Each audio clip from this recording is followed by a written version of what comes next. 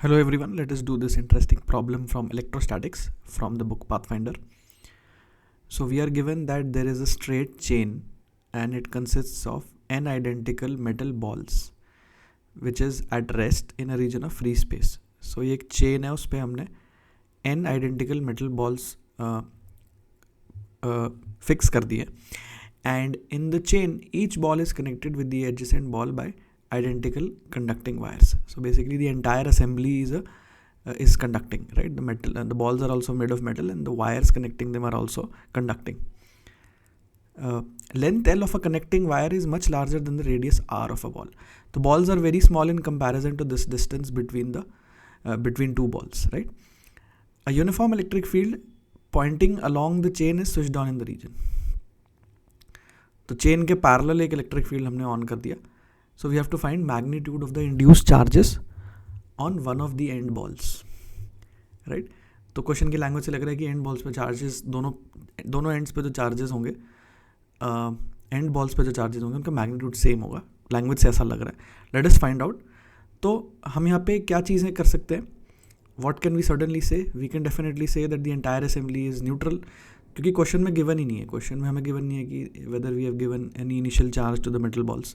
So we can assume safely that they are neutral. Initially पूरा assembly neutral है. So there is the total charge on the assembly must be zero. तो मैंने metal balls पे charges मान लिए Q1, Q2, Q3, Q4 and so on until Qn. There are n balls, right? The sum of all charges must be zero. That's the first fact we know. Okay. The next fact we know is that all the balls must be equipotential because the wires connecting them are conducting, the metal balls themselves are conducting, right?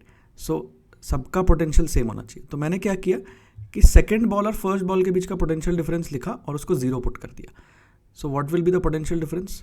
तो the potential of ball 2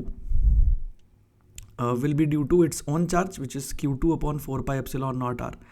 Or potential of Q1 will also be due to its own charge Q1 upon 4 pi epsilon naught r, right? So this is like कि that because the distance between any two metal balls is much larger than the radius of one ball, तो सिर्फ यही दो terms होंगे जो potential difference में survive करेंगे, right? So if we look at the situation from the beginning कि अगर Q1 का पोटेंशियल लिख रहा हूँ, मतलब फर्स्ट बॉल का अगर पोटेंशियल लिख रहा हूँ, राइट, नॉट Q1 का पोटेंशियल बट फर्स्ट बॉल का अगर पोटेंशियल लिख रहा हूँ, तो उसके अपने चार्ज की वजह से potential will be Q1 upon 4 pi epsilon naught R, right? अपने चार्ज की वजह से जब मैं पोटेंशियल बोल रहा हूँ उसका ये मतलब है कि अपने चार्ज की वजह से कुछ इलेक्ट्रिक फील्ड प्रोड्यूस होगा और इन्फिनिटी पे हमने पोटेंशियल जीरो माना हुआ है, राइट? तो we can integrate the electric field from infinity to this point to the first metal ball to get the potential, right?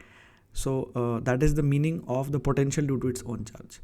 Now potential due to the charge on the second ball will be मतलब second ball के charge की वजह से भी कुछ potential होगा first ball का, because the second charge is also creating an electric field and that will be Q2 upon 4 pi epsilon naught L. Similarly Q3 upon 4 pi epsilon naught into 2L, क्योंकि Q1 और Q3 के बीच में distance 2L है and so on. But all these terms जिसमें denominator में L आ रहा है, they will be much smaller than these terms that I have considered here. तो ये वाले जो terms हैं इनके कंपैरिजन में वो दूसरे terms will be negligibly small, so we can ignore them, right? Then additionally, due to the external electric field, there will be a potential difference term कि कोई मान लो यहाँ पे कोई सोर्स होगा बहुत दूर इन बॉल से जो कि एक यूनिफॉर्म इलेक्ट्रिक फील्ड प्रोड्यूस कर रहा है, right? Maybe some very large disk like an infinite plane or something that is creating a uniform electric field. Basically some assembly of charges creating this uniform electric field, right? तो उस electric field की वजह से भी इन दोनों points के बीच में एक potential difference होगा, right? So basically how we are writing the potential difference between these two points, these two metal spheres, is that जितने भी charges हैं situation में, तो ये सारे Q1 से Qn तक चार्जेस हैं प्लस कोई चार्जेस का असेंबली है जो ये यूनिफॉर्म इलेक्ट्रिक फील्ड प्रोड्यूस कर रहा है, which we don't know about but we know that it is producing this uniform electric field. तो सारे चार्जेस की वजह से हम पोटेंशियल लिख रहे हैं 1 का और 2 का, और उन दोनों को सब्ट्रैक्ट करके we are putting it to 0 because we are saying that they are equipotential. तो फर्स्ट मेटल बॉल का potential due to all these charges, but इन सबका जो टर्म होगा वो जीरो हो जाएगा, मतलब नेग्लिजिबल हो जाएगा in comparison to the potential of Q1 due to its own charge, which is this term. And similarly for Q2. And the third term which will be there, which will be significant, is the electric field, external electric field की वजह से potential difference है, which is EL. तो ये minus EL क्यों आया? क्योंकि हम V2 minus V1 कर रहे हैं, तो 2 will be at lower potential. तो because electric field is pointing in this direction, so when we travel in the direction of the electric field, potential difference falls. When we travel in the direction of field, we are traveling in the direction of decreasing potential. So 2 का potential will be EL lower than 1 का potential. So that term भी हमने add कर दिया. तो basically ये contribution है potential difference में due to their own charges, और ये माइनस EL पोटेंशियल डिफरेंस में टर्म है due to the external electric field. तो एक्सटर्नल इलेक्ट्रिक फील्ड की वजह से मैंने 1 और 2 का इंडिविजुअली पोटेंशियल नहीं लिखा, उनका सीधा पोटेंशियल डिफरेंस लिख लिया.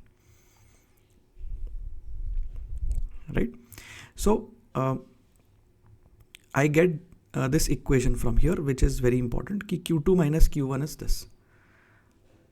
Right. And once we have this equation that sum of all charges is 0 and Q2 minus Q1 is this, which is a known value, we can solve for all the charges. तो कैसे करेंगे कि Q2 minus Q1 ऐसे ये आया, तो similarly QI minus QI minus 1 भी exactly same होगा.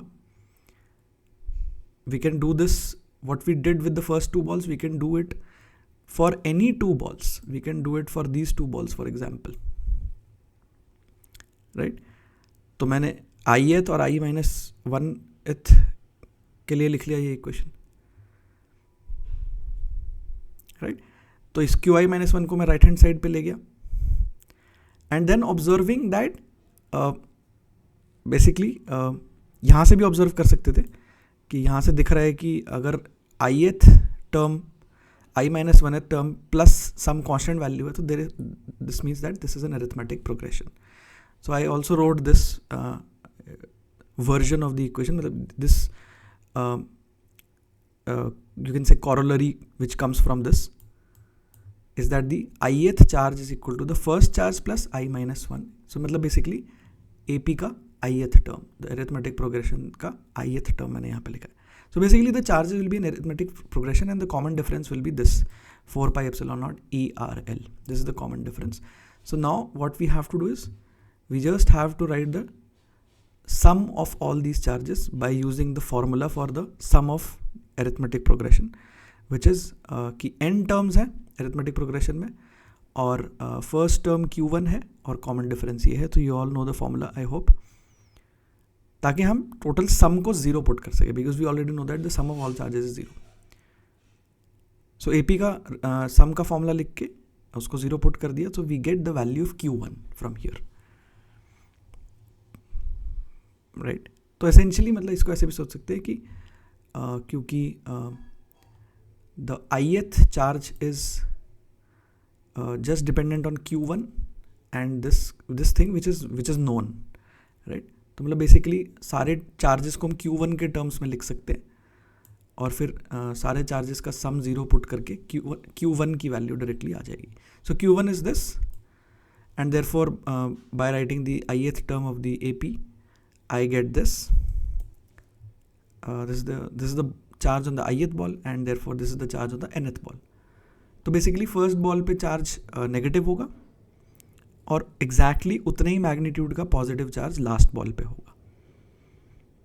Right? So this is a very interesting problem, quite different looking, but it's using very basic concepts. तो इस किताब के questions ऐसे ही होते हैं, और JEE Advanced में ऐसे ही क्वेश्चंस आते हैं. So I hope you keep practising from this book.